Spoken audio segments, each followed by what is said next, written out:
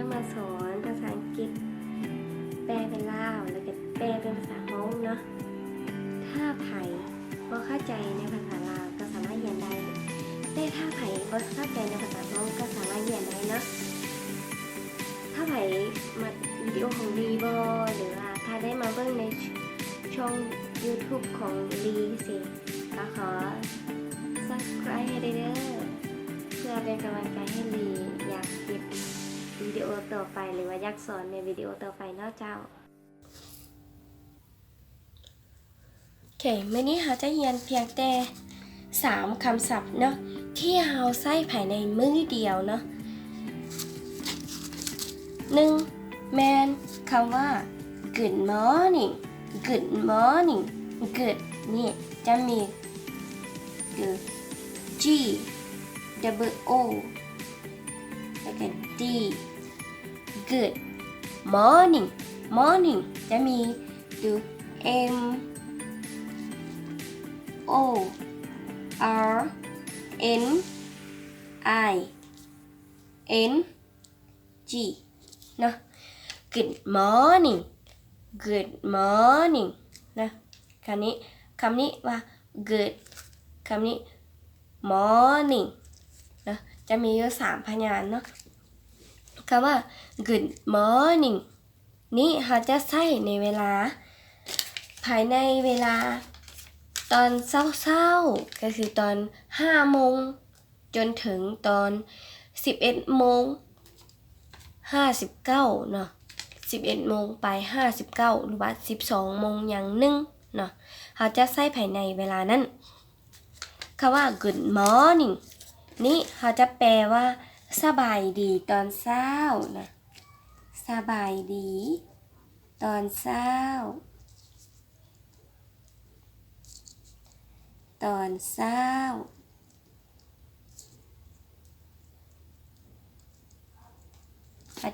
ในภาษาลาวเขาจะแปลว่าสบายดีตอนเช้าเนาะแต่ในภาษามงเพิ่นจะเอิ้นว่าnhớ rong sáng gió nhớ từ N từ U nhớ rong sáng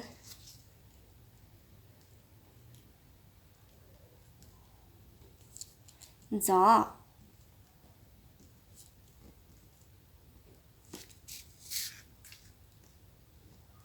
ในภาษามงเนาะนี่จะเป็นในภาษาลาวก็คือคำในภาษาอังกฤษ good morning ในภาษาลาวจะแปลว่าสบายดีตอนเช้าในภาษามงจะแปลว่าnhớ rong sáng gióเนาะsáng ยังตัววีเนาะsáng gió โอเคต่อไปเนาะเราจะไปเรียนคำว่า good afternoon นะ good afternoon ตัว G double O ตัว D ตัว A ตัว F ตัว T ตัว E R N double O Nเป็นคำว่าจะอ่านว่า good afternoon นะในภาษาลาวค่ะจะแปลว่าสบายดีสบายดีตอนเที่ยง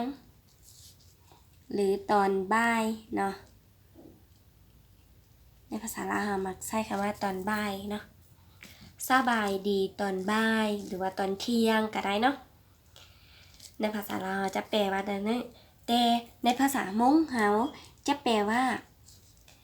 nhớ rong tá siu nhớ rong tá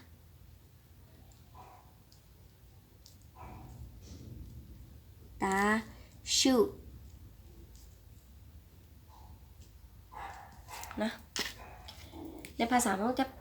แปลว่า ย่อจงตาชูนะในภาษาอังกฤษเราก็จะอ่านว่า good afternoon ในภาษาลาวเขาจะแปลว่าสบายดีตอนบ่ายเขาจะสังเกตง่ายๆตอนเช้ามีแต่เปลี่ยนแต่เช้าตอนสวยค่ะหรือว่าตอนบ่ายเขาจะเปลี่ยนแต่บ่ายว่าในภาษาฮู้เฮาก็คือกันเนาะในภาษาฮู้ก็สบายดีก็ย่อจงตอนเช้าก็เช้าจ้อนะในภาษาลาวตอนบ่ายหรือว่าตอนสวยเนาะสบายดีตอนบ่ายอันนี้ก็สบายดีย่อจงตาชูสบายดีย่อจงตอนบ่ายตาชูมันก็คล้ายๆกันเลยเนาะโอเคคำต่อไปก็คือ good evening G double O ตัว D เนาะ evening evening okay evening N G คำว่า good evening จะแปลว่าสบายดีสบายดี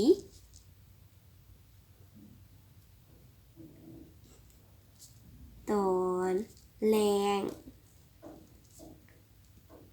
นะ good evening สบายดีตอนแรงมันก็จะคล้ายๆสองคำอยู่ถึงนี่เลยเนาะในภาษาฮ่องเฮาก็จะแปลว่า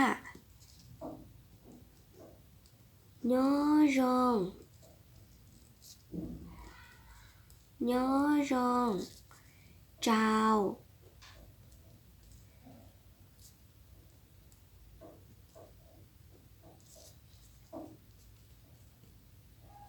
ดุย่อจงเจ้าดุนะในภาษาฮ่องเฮาก็จะแปลว่าย่อจงเจ้าดุสามคำนี้เฮาใช้ภายในมือเดียวแต่เฮาใช้ในเวลาต่างกันเนาะ good morning good morning นะคำว่า good morning ในภาษาลาวจะใช้ว่าสบายดีตอนเช้าหรือจะแปลว่าสบายดีตอนเช้าแต่ในภาษามงของเฮาจะแปลว่าย่อจงฉันจอนะแต่สำหรับคำว่า good morning หรือว่าย่อจงฉันจอเขาจะใช้ภายในเวลา5 โมงตอนเช้าเนาะ5 โมงตอนเช้าจนถึง11 โมง 59หรือว่า12 โมงอย่างนึงเนาะโอเคเรารู้ให้เตีย good morning เรารู้เนาะนึกเป็นในภาษาลาวเจนึกย่อให้เตียสบายดีตอนเช้าอย่าติชีย่อเตียมดใช้แล้วว่ารู้มงรีไปจดรู้มงเจเตียย่อจงฉันจออย่าแล้วเนาะไปจดใช้เถาว่าจีมงฉันจอนะอย่าจีมงฉันจอว่าไปตัดต่อฉันแล้วว่าใช้นะซะทางใดไปใช้ทางใดเราจนถึงเราเถาว่าเก่าอีมงไปจีเจ้าจั่วตาชูนั่นน่ะยอดเรายอดเดียเก่ามงชัวอีนะอย่าไปจดใช้เราเถารู้เวลาน่ะซอคำว่า good morning นั่นน่ะแต่ชีภายในคำว่า good afternoon good afternoon นี่เราจะใช้good afternoon ค่ะแปลในภาษาลาวก็คือสบายดีตอนบ่ายแต่ในภาษามงของเราจะแปลว่าย่อจงตาชูนะอย่างโอเคคำว่า good afternoon นี้เราจะใช้ภายในเวลา12 โมงไป1จนถึง5 โมงไป59ในตอนแรงเนาะ12 โมงไป1ตอนเที่ยงจนฮอด5 โมงไป59ในตอนแรงเนาะคำว่า good afternoon นี่เนาะแล้วดูเตีย good afternoon นะเจยาไปใช้สำหรับเถาตาชูอย่า ถอดตาชูแล้วภาษาลาวจะหลายเตียนสบายดีตอนบ่ายหรือแล้วจะเตียนสบายดีตอนเที่ยงอย่างแต่ชีลุงมองไปหาเตียนย่อจงตาชูเนี่ยแล้วลุงมองไปหาลินดาlo lu hay tia good afternoon là giờ để nhớ trong tại su nó biết cho say tao lo thầu cậu ở mông bay ý đây ạ thầu tại su này bay cho đó thầu chỉ mông bay chỉ dầu chua tròn tu nè chị đua lên đây chị biết bảo lo chia lại theo biết bảo lo say lo tia good evening này ạ good evening good evening lo lu tia good eveningในเมื่อที่เราเป็นในภาษาลาวจะเป็นว่าสบายดีตอนแรงเนาะแต่เวลาที่เราเป็นมาเป็นภาษามงของเราก็คือย่อจงเจ้าตุเนาะในภาษามงของเราจะแปลว่าย่อจงเจ้าตุโอเค good evening เรารู้ให้เตียง good evening แต่เจียย่อเตียงไปอุลุมล้อนะเจียให้เตียงสบายดีตอนแรงเนี่ยสบายดีตอนแรงแต่ชีเขียวเดี๋ยวไปมาเป็นเราใช้เราว่าไปจอดลูกมองนะจ๊ะเจเนื้อเดียย่อจงจังตู้เนี่ยซีรีส์เราดูเดียgood eveningนะไปใช้เขาว่าเวลาจ้ามองจังตู้เนี่ยนะจ้ามองจังตู้ไปจอดเขาว่าเปล่ามองฉันจอbao mong bài chỉ có chua sản phẩm này chỉ biết sáng lâu đầu tiên good evening này ạ tại vì giờ tiền thao đại lợi chỉ biết đặt cái một sáng lâu tiền good morning nào lại đó chỉ sai cái sẽ đang cái sáng bé lâu luôn là tiền nên sai xí chạy này ạ ok giờ linh đã biết đặt cái là từ xiang qua ภาษาอังกฤษที่เราเลยtiền พวกเรามาอ่านเป็นภาษาอังกฤษอีกครั้งนะเพื่อแบบให้เราออกเสียงได้นะสำหรับคนที่ยังบ่เคยมีประสบการณ์หรือว่าบ่เคยเรียนในภาษาอังกฤษมาก่อนนะเพื่อให้ออกเสียงได้นะคำที่หนึ่งเลยเนาะ good morning good morning good morning โอเคแล้วเนาะจะแปลว่าสบายดีตอนเช้าภาษามงจะแปลว่าย่อจงฉันจอนะคำว่า good afternoon good afternoon good afternoon จะแปลว่าในภาษาลาวจะแปลว่าสบายดีตอนบ่ายนะในภาษามงของเขาจะแปลว่าย่อจงจะตาชูนะคำนี้จะเป็น good evening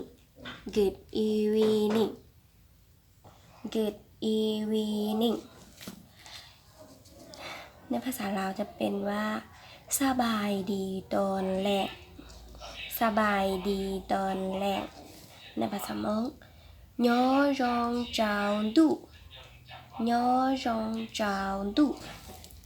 เนาะสำหรับคำนี้เราจะใช้ภายในเวลาโอเค